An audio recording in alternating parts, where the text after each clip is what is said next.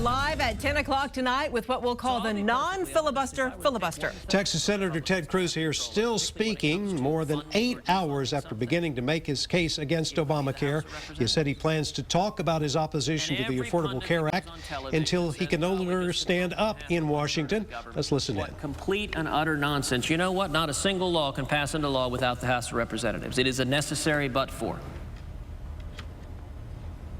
And on questions of spending, the House of Representatives has preeminence. So we will continue to monitor the situation in Washington as the speech continues during this newscast.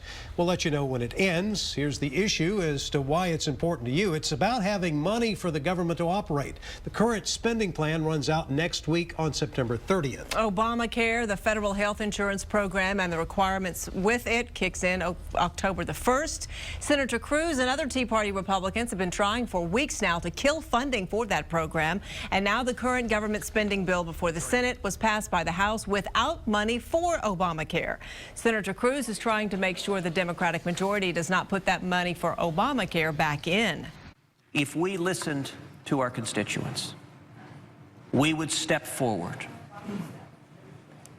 and act to avert this train wreck. Republican leadership in the Senate had pushed for Senator Cruz to not take this course because Republicans, including Ted Cruz, want to fund the government. But the senator is taking his time in some interesting ways, even giving a message to his family back here in Texas while making his point. To read them a couple of bedtime stories. And they're watching right now. If you will forgive me, I want to take the opportunity to read 2 bedtime stories to my girls. But there's a point to this also. And the point is very simple. The urgency we have and should feel is because of our kids. It's because of the future that they're facing. It's because of the limited opportunities they have.